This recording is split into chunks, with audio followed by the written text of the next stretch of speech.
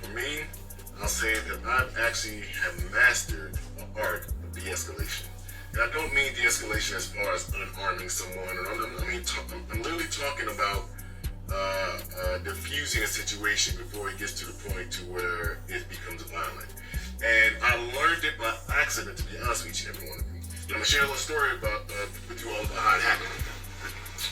I was living in Tampa at the time. This had to be like early 2000s.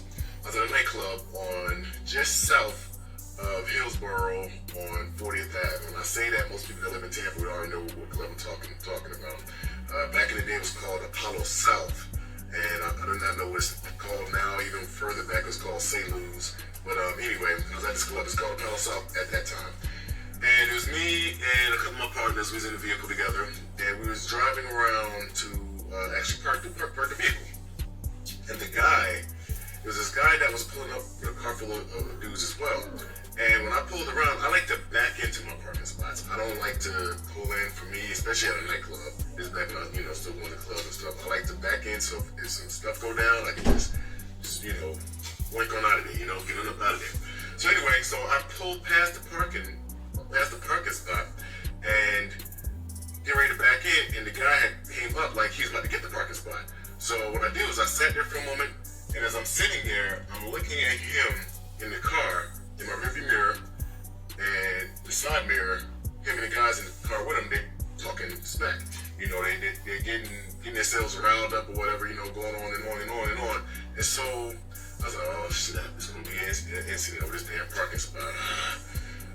I started to just pull off and just let them have the parking spot. And I said, no, it's quite honest. I was getting the parking spot, I had my blinker on and everything, so I was, ready to turn right into it. I just moved up past, I drove just past it so I can back into it. So as I'm still watching them, I told the guy next to me, I was like, hey, this like it's about to be some stuff go down, bro. Just be ready. And he's like, what's up? I said, no, just chill, bro. I said, don't even look back, dude. There's like about to be stuff going on. So eventually, the guy that was driving the vehicle behind me was, I could see him doing all, getting on with the, all that, how folks get. So eventually, I backed into the parking spot, right? And as I backed to this parking spot, he was pulling up, driving in front of me and mean mugging me. So as he pulled up, it was mean mugging me. I looked up, I rolled down my window, and all I simply did this, and this drew me. All I said was, hey man, appreciate it, man. Good looking out, bro. His face turned from this to, oh, all right, bro, you welcome. No problem, man. You good? You're welcome. Yo, when I say I thought this dude was still gonna be with the shits, I did. But when he just by me saying, man, thank you, I appreciate you. Appreciate you. Just waiting for me real quick, man. And his whole demeanor changed. Now, I could have been a dickhead about the situation, let my testosterone and my pride take the best of it and be like, man, you saw me waiting in that parking spot, you da-da-da-da-da. But when I saw him drove up with the ice mug, I don't know why, the first thing I thought was, just tell this man thank you. And that literally diffused the situation. There could have been no telling where that could have went. I never seen this dude before in my life. I did not know his background. I did not know anything about him, and he didn't know anything about me. But the fact that he was a black man, and me being a black man, I thought that was best to, instead of trying to beat my chest like I've been doing for so long, let me just diffuse the situation. And like I said, it actually happened by accident. I do not even know what possessed me to just say, hey man, thank you for waiting, I appreciate that. And from that day forward, that's how I handle most situations. No matter how bad it can get, how people say you take the high road, or you be the bigger person. Aside that point, you know what? I have no problem being a bigger person when it comes to stuff like that. And it was just so amazing. Even when I think about it now, I was like, man, I'm telling how the situation could have ended with me trying to, be different than what I was, But anyway, I just want to share that with y'all all. Everything is not a fist fight.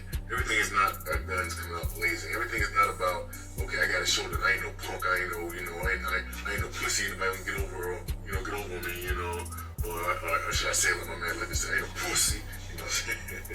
But I just think back on that from time to time, and I tell people that story quite often when I discuss certain things, just to let them know that everything is not like that. I just want to share that with y'all.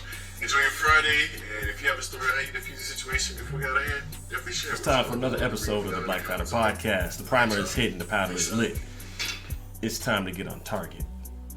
So as you just heard in the beginning, that was the BGOE, Black Gun Owners and Education's very own Jeffrey Howell discussing his situation and how he was able to defuse it. That is the main goal any of us that are part of the Second Amendment community need to focus on. Defusing a situation, de-escalating the problem, making the problem disappear without making the person disappear. The last thing you want to do, especially if you are carrying, is have to discharge that firearm. As discussed in the previous episode, that is one reason why you need firearm insurance, but it's better to have it and not need it than need it and not have it. Also, a quick shout out to BGOE, that is Black Gun Owners and Education, a community made for black people who are either experienced or novice or just getting into their Second Amendment rights. I highly recommend you check them out. You can find them on Facebook, you can find them on Instagram. There's multiple chapters, great group of people. I will leave the links below, and you can also find them on their website, which is Vybespot, Vybespot.com. What does it mean to de-escalate a situation?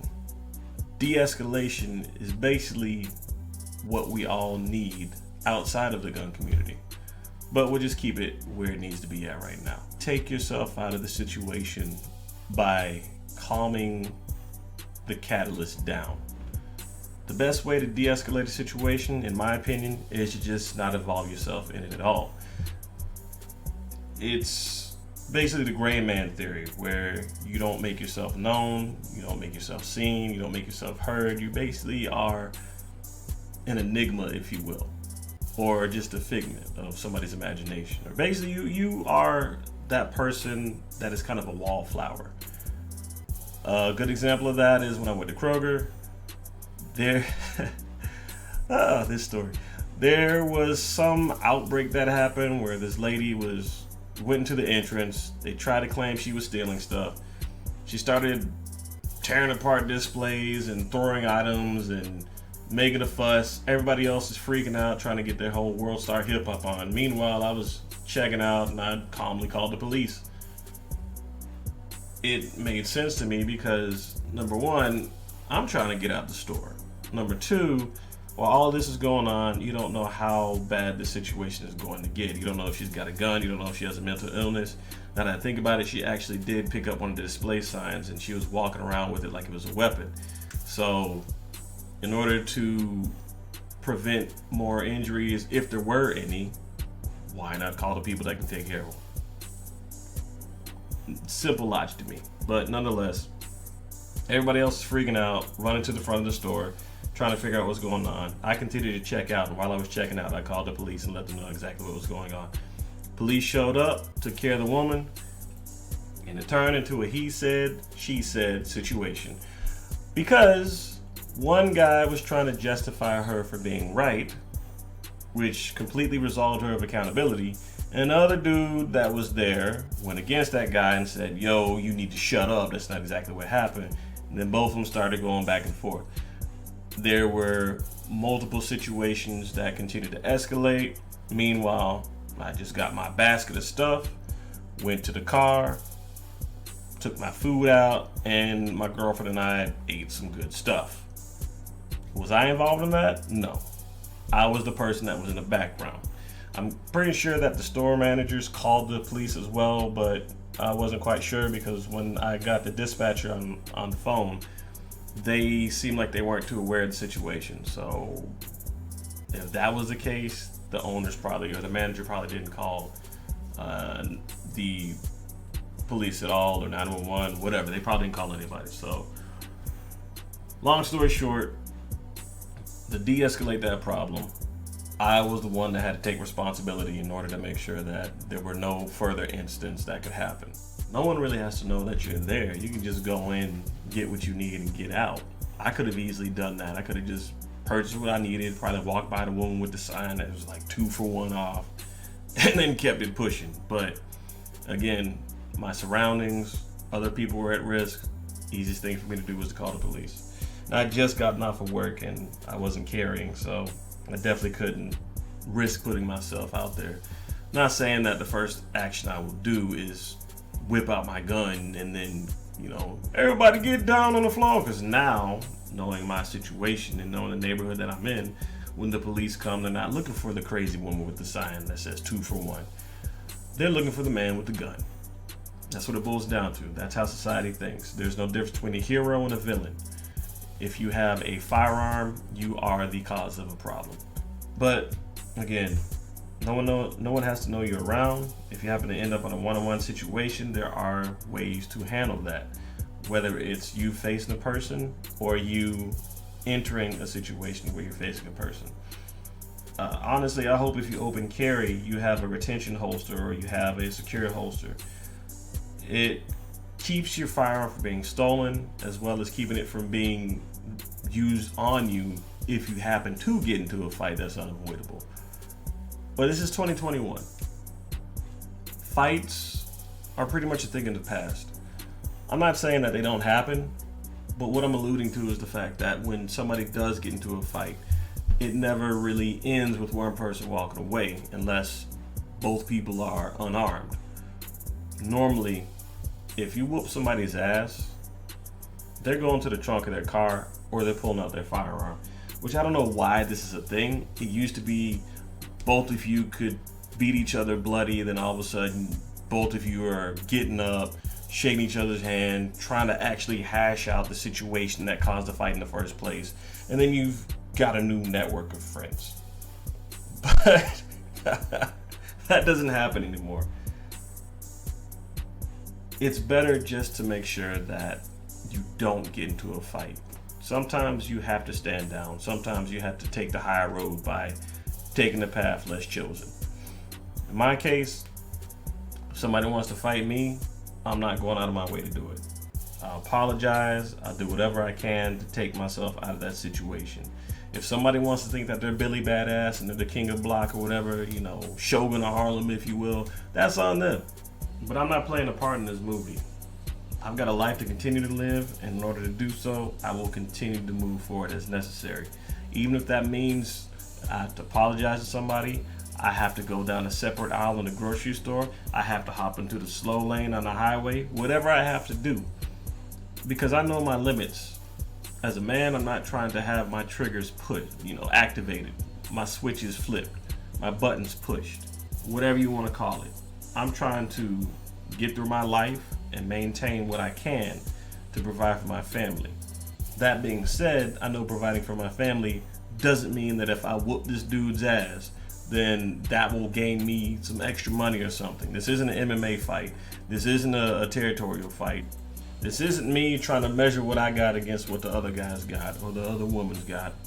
This is just me trying to purchase a candy bar and get the hell out the store. That's pretty much what it boils down to. But nonetheless, if you are open carrying as well, don't advertise your weapon. There is a way to conceal carry your weapon without people knowing, as well as carrying out in the open. What I usually do, especially whenever it gets colder, like we have December coming up soon, I wear layers. I do have 2 open carry holsters. I honestly would like to get better ones. They are the Black Hawk Omnivores. One of them utilizes a light. The other one utilizes it's like a little retention piece that you can put on your Picatinny rail on your handgun. But they're not exactly the best holsters out there. I keep hearing good things about Safariland, so I'm probably looking at that a little bit later on, especially once funds are a little bit better. But there's ways to do things without having people know that you're carrying. Don't be the attention grabber. We've all seen that movie where the guy's walking the street, he's got his hand on his balls. That's not the mentality you want to have. Or if you're a woman, got your hands in your titty balls, whatever you want to call it. You don't need to be that person. You don't need to have that type of energy. If you cannot protect yourself or your companions without a firearm, then there's probably a good chance that you don't need to be carrying one. And the saying goes, walk softly, but carry a big stick. If you know you have anger management issues, the best thing you can do is to not have them triggered.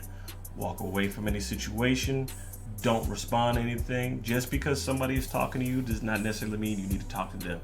And even if you walk away, make sure you're walking away from a path where they cannot follow you, on a path where it's hard for them to follow you, or in front of a lot of people.